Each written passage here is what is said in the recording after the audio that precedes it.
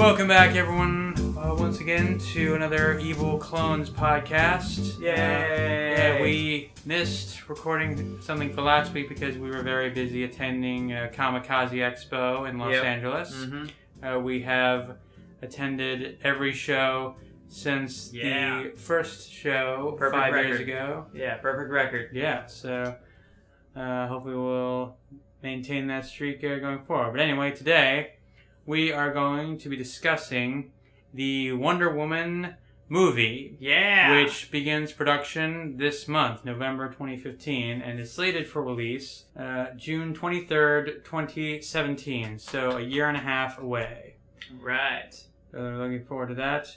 What we know so far, we're going to be covering just some of the basics about what we know, and then kind of going back and forth about what we are hoping to see in the film. Okay, so what we know so far is that the director is going to be Patty Jenkins. Yeah. And we got a cast that, of course, Gal Gadot is playing Wonder Woman, carrying on from Batman v Superman.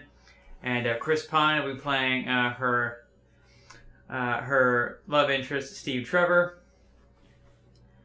And who else we got? So here, it is rumored that Sean Bean will appear as Ares. As our big bad Ares. And Eva Green was rumored to be filling the role of Cersei. Those are said to be the villains for this first film. It was also said that this is going to take place before the events of Batman v Superman, so that we can actually, fill in her backstory that way. Also have her origin occur before Superman and Batman meet each other, which I'm very glad to hear that, to be honest.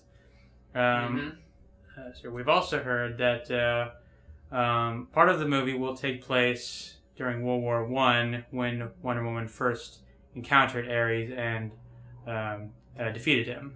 Yeah. Yes. Awesome. Yeah. So there's other details like there's going to be some kind of a chimera-like monster that Wonder Woman fights in the film's climax. Yeah, I mean, in Greek mythology, there are certainly plenty of monsters that they can draw on. It's one of the big draws of Wonder Woman that sets her apart from the other members of the Justice League. Yeah. There's also going to be the invisible plane. We don't exactly know how it's going to occur. Yeah, I was just watching a video how the invisible jet has like a dozen different origins through the decades. It goes over on NerdSync, did a great rundown of how the invisible jet has been depicted over the years. And Batman will be making some kind of appearance in the film as well. We don't really know the size of his role. Could be as small as just a little over-the-shoulder observing the action cameo, or actually having coffee with Diana or something. I don't know. Yeah, we'll see how that plays out. Okay, there's also a recent rumor that Nicole Kidman is going to play some kind of Amazon warrior. Some people say maybe it's Wonder Woman's mother, Hippolyta, which would be great. Yeah, or maybe she's playing Cersei. Yeah. She might also be playing Hera. Yes. Also very good. Yeah. So, it's with that kind of star power, it's probably not going to be some Amazon that they just made up for the film. Yeah. Seems like that would be a waste of a big name. Yeah. So anyway, let's go on and discuss some of the things that we are hoping to see in this Wonder Woman film that they're finally making. Blessedly, hallelujah. Yeah. Now, presumably, we'll see in whatever part of the movie that also includes Batman appearing, we'll see the same costume or version of the same costume that we've seen in the promos for Batman v Superman. I hope in the World War I flashback she has a slightly different costume. Yeah. Maybe leaning more towards her Golden Age outfits, maybe something more colorful.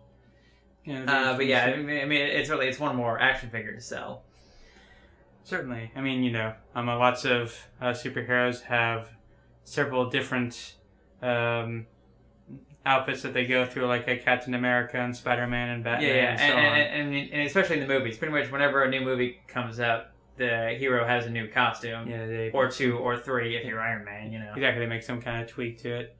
So as far as Wonder Woman's origin is concerned, this is one of the things that's been told a few different ways over the years. One of the more recent ones was, of course, the 2009 animated movie, Right.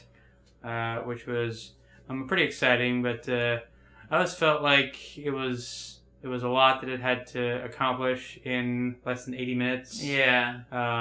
But since this movie will be quite a bit longer, I'm looking forward to seeing how they pace things out better. Yeah, and also interesting how they deal with the two different time periods, which that movie did not do. Yeah. It's interesting that they picked World War I instead of World War II, because in the comics she first shows up to fight some Nazis. Yeah. Which was a very unambiguously noble cause for a heroine at that time. Yeah. Killing Nazis. Well, maybe not killing, but definitely fighting. Yeah. So, but instead they're going with World War I, which was a little more ambiguous. Yeah. So, to say the least. Definitely interesting if like World War I is depicted as this point in history where Ares was like at the height of his power or had reached a new sort of a level of his power. Because like the whole world was thrown into one conflict for the first time. Yeah. I feel like World War II would be what that, would be the height of his power. Because that's like the height of war right there. Mm-hmm. For the human race. Yes. Then we got the idea of Themyscira being the island paradise that she hails from, and populated by brawny supermodels, who are some of whom are warriors, some of whom in the original comics are also like scientists, and some probably study magic and stuff. But the point is that on Themyscira everything is quiet and peaceful and very, very prosperous. Yeah, it's paradise. Yeah. So it's closed off, but it's a paradise. Yeah.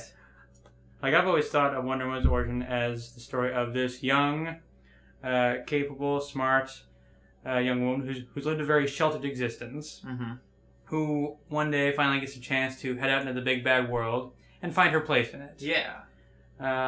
So I'm interested to see how the movie depicts that sort of thing. However, since in the modern day, this won't be her first encounter with the outside world, or at least maybe it is. In World War II, she just fought Ares, and that was the first encounter with anything that wasn't the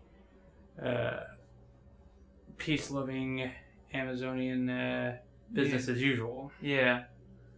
So I guess, is her arriving during World War I, is that going to be her first time in man's world, do you suppose? I don't know. I kind of hope it is, because if we're going back in time, let's, go back in time to, where her story really got started. Yeah. It might be a way for them to sort of get around some of the fish out of water shenanigans that could make the whole story a bit awkward if it's handled incorrectly. Yeah, I mean, Thor, the Thor movie did some pretty good fish out of water stuff. And that stuff was great. Yeah, it was fun, There's a place for that kind of thing, but I can see why they would try to, they wouldn't want to repeat the same exact thing. Exactly, yeah. I mean, Wonder Woman and Thor have a lot in common already, so... Exactly, yeah. She's, from what we've heard, they are, I think, correctly aiming to make her sort of the Thor of the DC Cinematic Universe, as far as what she brings, not just to the Justice League, but to that sort of corner of the universe there. One of the things that I think would be very tricky to handle is how they depict the gods themselves. Yeah. Because it's always kind of a tricky issue when deities become characters. It often comes up where, all right, why aren't the gods handling this sort of thing? Yeah. Do they even care? I imagine, you've been reading the Percy Jackson books. Yes, I have. Which have their own depiction of the Olympian pantheon. Does that sort of thing come up at all there? Basically, it's just as to why the gods don't intervene, because it's just not how they work. And the way I see it is that if, and because not all of the gods are good guys. Right. There's less virtuous gods, and there's also the Titans in the Percy Jackson books who are all bad guys.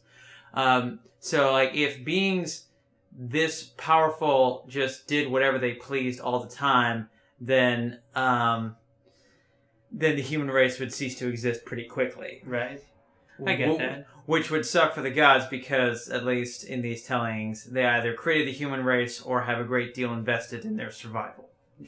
I can see that. Okay. And I like the whole thing about not all the gods being good guys, which is actually very much in line with the old Greek myths, where the gods were often... And certainly in line with the story we can expect here. Yes. In this case, you have Ares, who is... I like how, from what we've heard, he's probably going to be kind of the big bad over multiple films. Sort of, yes. Circe is going to be the main villain, and he's sort of going to be the puppet master. A little like, I guess, in Guardians of the Galaxy, we had, Thanos as the overarching villain, but they set up Ronan as the main villain of this story. Right. Which I really like, because I want to see Ares as the Trilogy villain. Because, he's kind of an angry god throwing his weight around. We've seen that. That's what we get in one movie. But over Trilogy, it's going to be a little more... complex, and that's cool to do with a character of this kind of power. Another thing about when I was reading from the George Perez post-crisis reboot from the 80s, the gods are boring.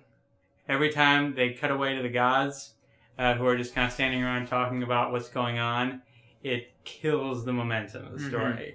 So, whatever they decide to do, I'm really hoping that they keep the gods off screen as much as possible. And it might even be interesting to see how much the Amazons have interacted with the gods. Like, they, or like what the gods mean to them, and what the god means to them, and how that affects the larger world. Has Diana, before she leaves Themyscira, has she actually Athena is her, whatever it's called, her patron god, I guess. Yeah. Right? Has she met Athena in person? Has her mother met Athena in person?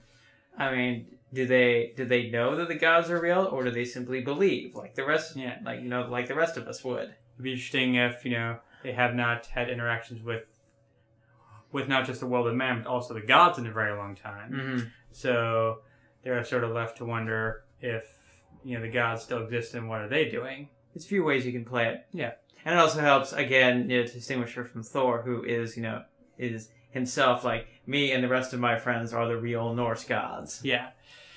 I like how it was a nice play and actually fits into the Marvel style to make them sort of aliens. But I don't think that same approach would work for Wonder Woman. It's got a very different flavor to it. That doesn't mean necessarily that they won't try it. Yeah. I don't know. We'll see. I feel like if they try and copy Marvel, they'll just totally mess it up. Yeah. Like they sometimes have. Like they'll draw the wrong lessons from it. Yeah.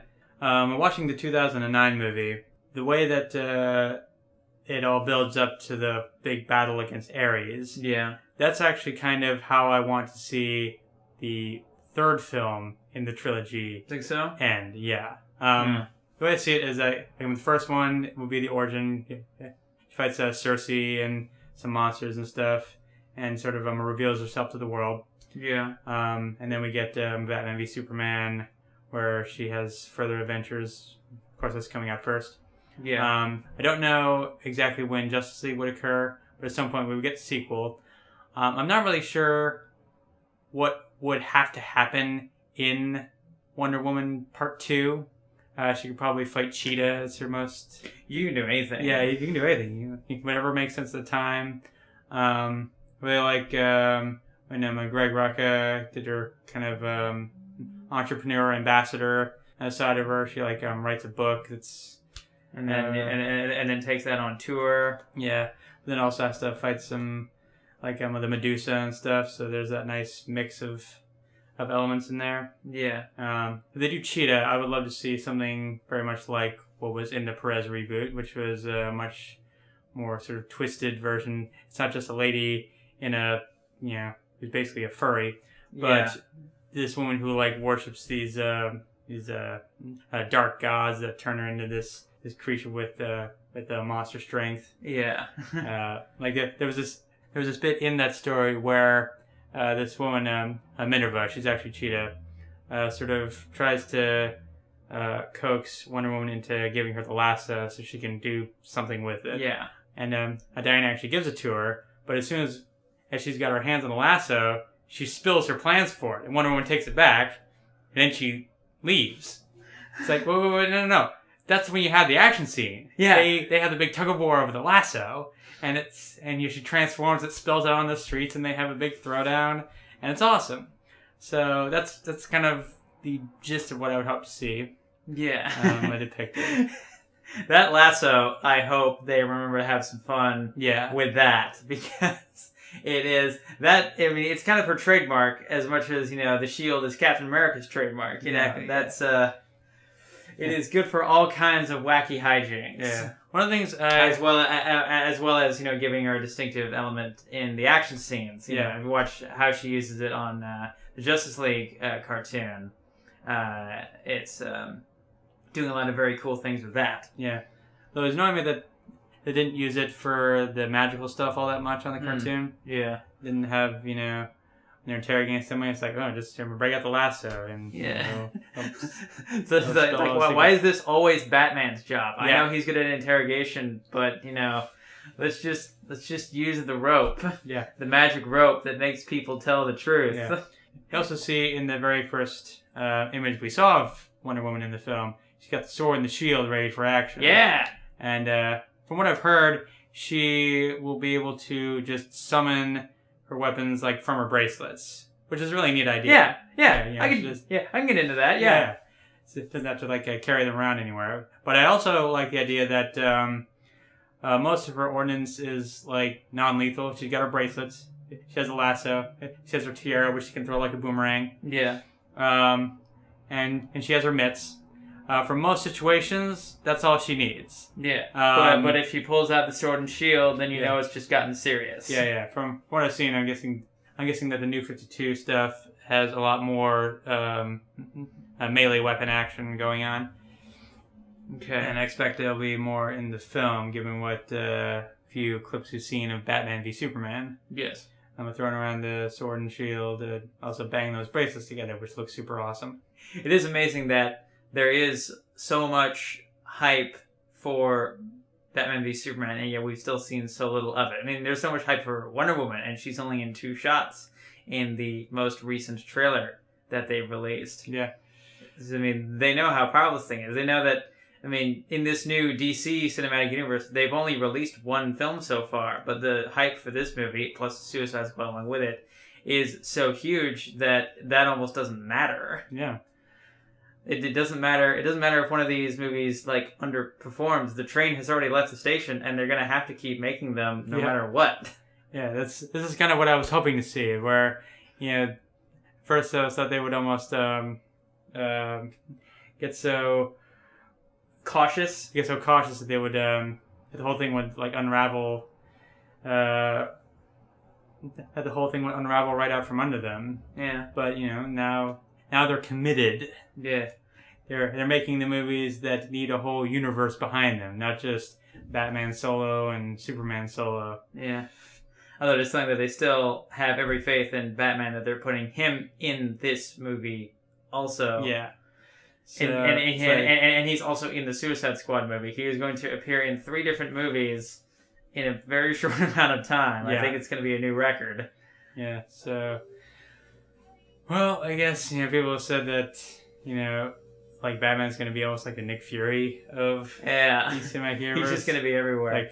That actually kind of makes sense, in a way. Yes, you see that. But it's also because he's the character that Warner Brothers knows they can make money off of. So just put him in everything that you possibly can.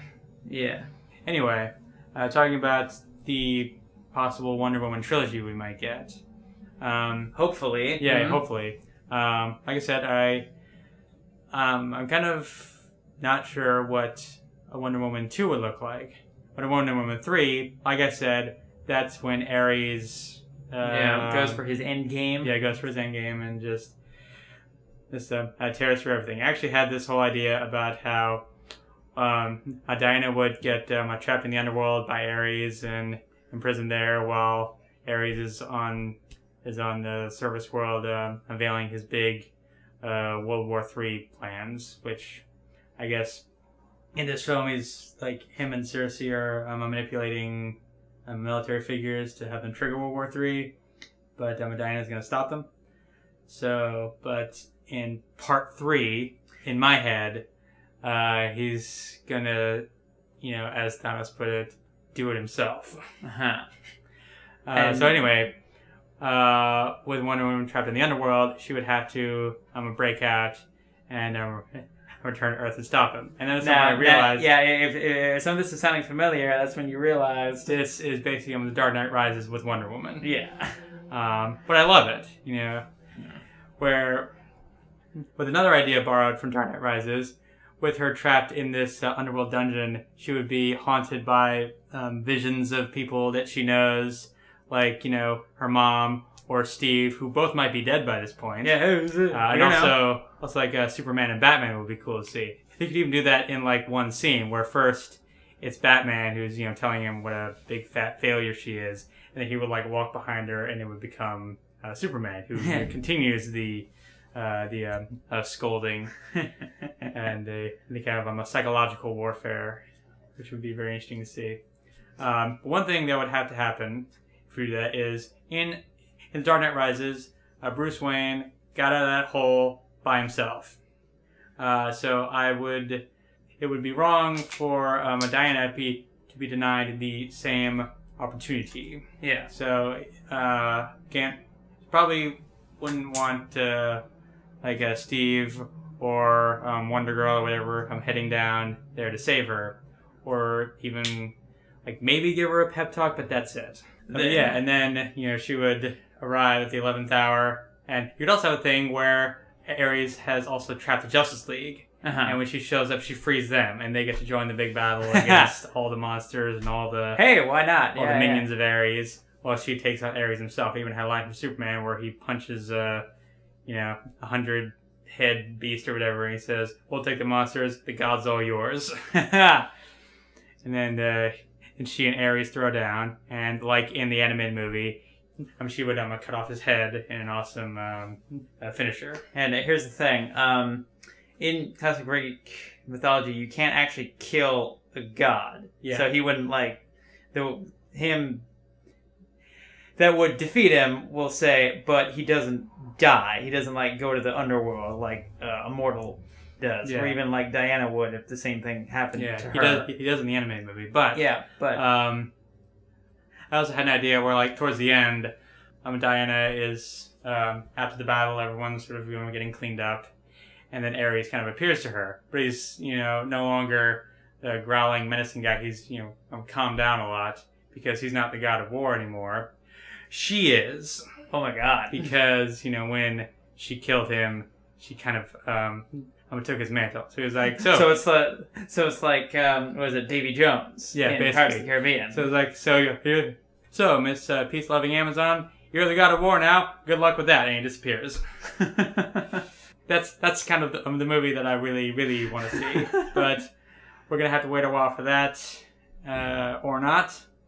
And I'm very much looking forward to finally getting Wonder Woman film, especially since we got Patty Jenkins directing. Who, when I did my here's what they should do with Wonder Woman, she was the one you were rooting for. Yeah, she was.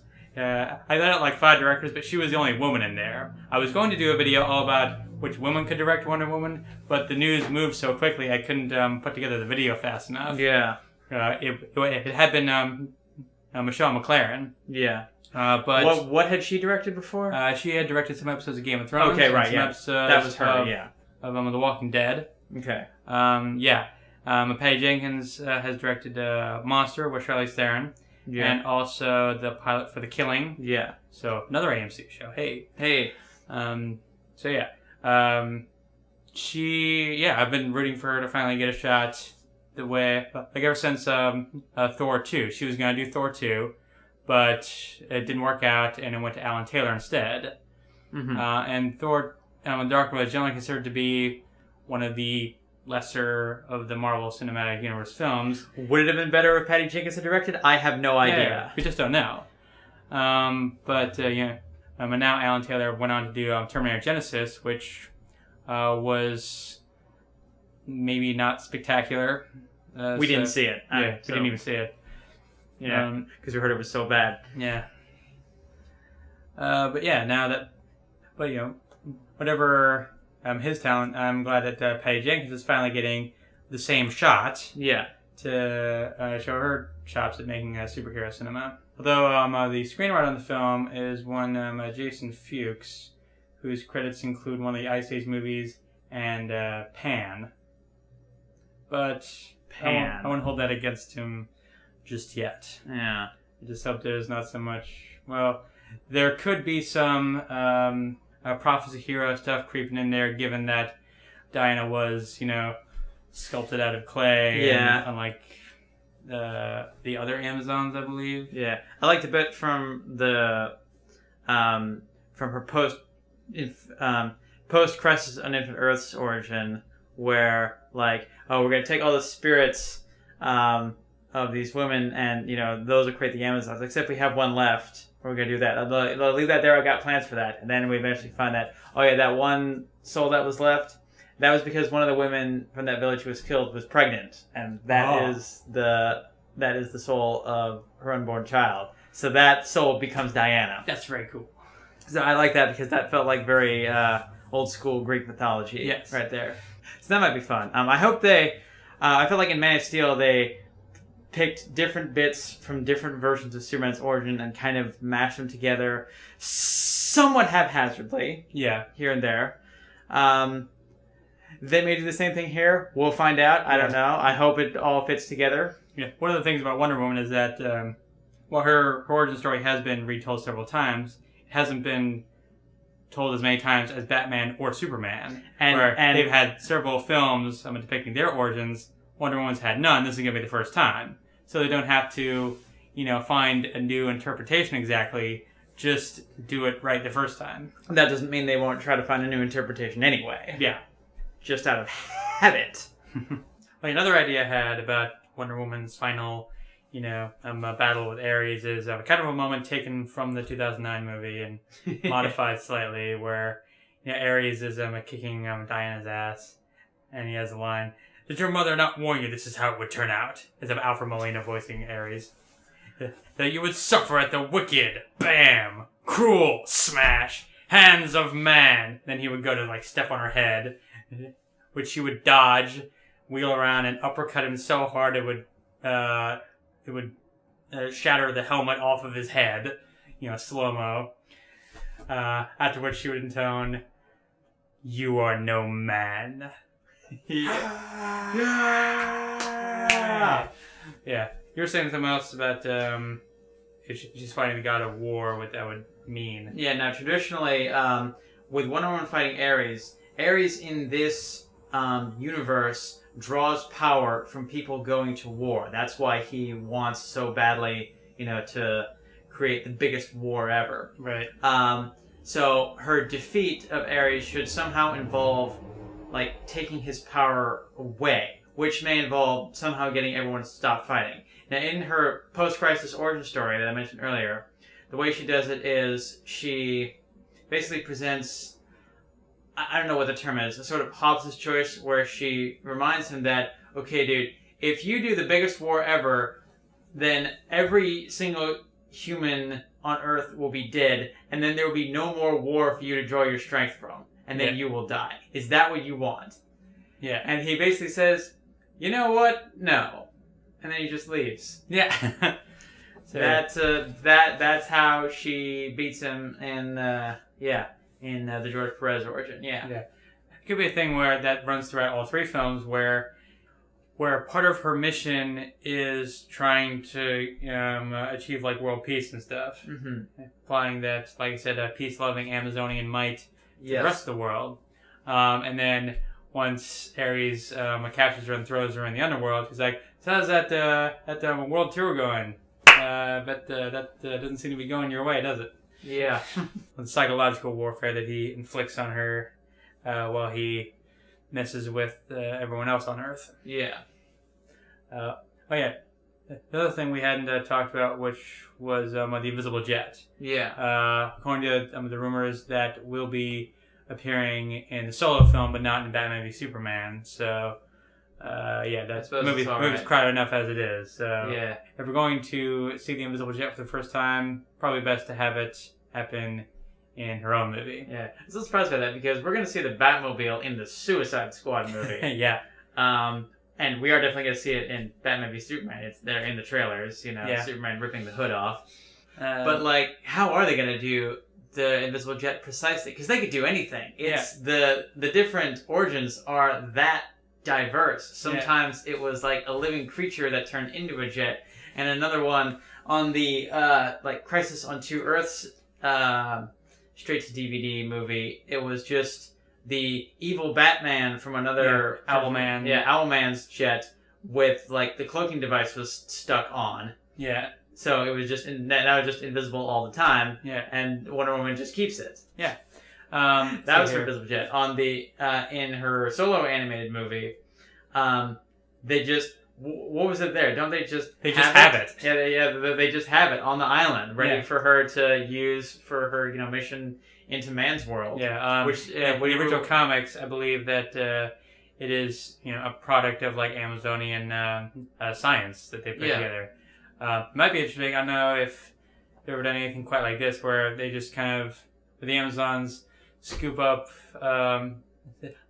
Steve Trevor's crashed jet, and again with their awesome Amazonian ingenuity, fix it up and add a cloaking device, and that's what Diana and Steve Trevor take into Man's World so that she can do her mission with some degree of secrecy. Yeah. That's not a bad idea. Without drawing too much attention. So, yeah. I think that would be probably the simplest explanation using the tools at hand. I hope it's not too ridiculous, but it's an invisible jet. It should be a little ridiculous. Yeah, it's okay. It's okay to embrace the ridiculous. Yeah. There's a whole thing over the years of can't Wonder Woman fly, because throughout most of the earlier stuff, she flew in the invisible jet, and otherwise she could, leap tall buildings in a single bound. Yeah. And it wasn't until the Perez reboot that he basically ditched the invisible plane and just gave her the power of flight, as gifted by Hermes. Yeah.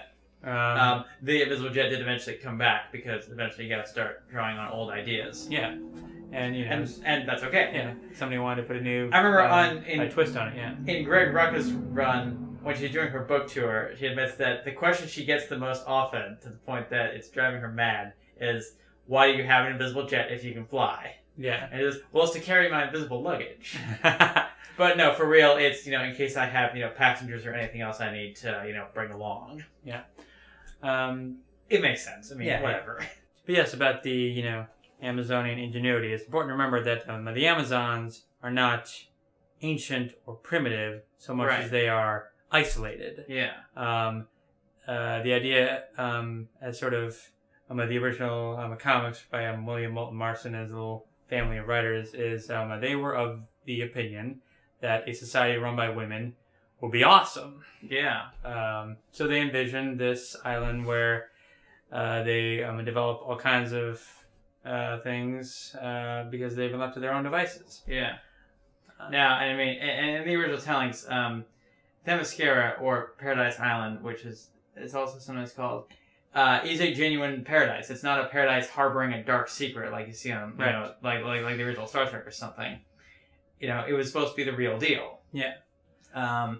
Later, versions have depicted it as a little bit more ambiguous or harboring a dark secret, because that's just, more fun to write, I suppose. I suppose the dark secret would have to come from the isolation. Yeah. And sort of cutting themselves off from the outside world. Had this idea, and this would be this would be a great way to like open the trailer of Diana asking her mother, "Are we free?" Yeah. And Hippolyta will go over all the wonderful things that they have on their island, and how how bad it used to be. Yeah, and all the things that they're free to do now when they're left to their own devices here. And Diana's like, well, yes, but can we leave whenever we want? Can you leave paradise? And I think that's like a big idea that I would love to see explored there. And the idea is that I mean, would Hippolyta be like, do you want to leave? Yeah. Ooh. And that's sort of that's sort of a big part of Diana's arc. Maybe what makes her stand out from everybody else, yeah. Or at least kind of makes her the right person that the story is about her. Exactly, at the very least. So this is another idea I had with Ares was this is so twisted. So I think it comes in two parts. Yeah. See, Ares, the reason he has such a vengeful agenda against the Amazons is because they isolated themselves. Yeah. By essentially opting out of the wars of men. Yeah. Okay. So he's going to punish them. Exactly. For that. Yeah. But like on the other hand, and I think like after like surviving Ares' assault, Diana comes to the conclusion that what were you saying? It's time for the Amazons to join the world. Yeah. Time for the Amazons to join the world because like we not that we didn't develop great things for ourselves by sequestering ourselves, but we could have done if we're so great, we could have done great things by being a part of the world, by being a part of man's world. We could have guided mankind toward better things and avoided some of the worst things. We could have saved lives. We could have advanced humanity further than they are now. We could have used our awesome Amazonian might to actually help the human race. So that's what we should do starting right now. Yeah. And is that basically your trilogy right there, or is that your first movie? Yeah, this is definitely a big part of it. And as far as Ares, the flip side of that is, okay, he's mad that the Amazons sequestered themselves. On the other hand, while mankind was developing bigger and better ways to kill itself, the Amazons were just minding their own business. So they were essentially not stopping Ares from doing his thing. This kind of goes against their first encounter in World War I, which we're going to see. Yeah. But so it might not fit. Yeah. It's a little early to tell with all of this, but we'll see. It's like, why would he be mad at them for letting him do his thing? And I would say it's because they refused to play his game. Mm-hmm. Okay. They took themselves out of the game, and now he's going to... And now it's come to this point where he's going to win, and the Amazons are going to suffer for their refusal to play along. You will pay the price for your lack of vision. Something like that. Yeah. But yeah, and like I said, it's very twisted God logic going on there. Yeah. But I think it would be really cool, especially as depicted in more than one film. That's what I'd love to see with Ares. Yeah. And with the franchise in general. Right. Yeah, so with these movies we have I think the Wonder Woman movie is going to be great, and we have so much stuff to that they could do, so much potential to explore, and I'm really looking forward to it. Yeah. All right, so I think that's all we have to cover right now with Wonder Woman, which, as a reminder, is slated for release June 23rd, 2017, just a year and a half away. So, very much looking forward to that. All right, stay tuned for our next podcast. Starting this week, we will be posting our podcast on the SoundCloud, so you can also listen to them there. Yep. The address will be in the links below. So, next time, we will be talking about the X-Men, the next film coming out, and also this possible transition to television, Yeah. which goes nicely with our very first podcast. So Yeah. come and listen to that if you haven't. So until then, we'll see you next time. Yeah. Good night. Good night.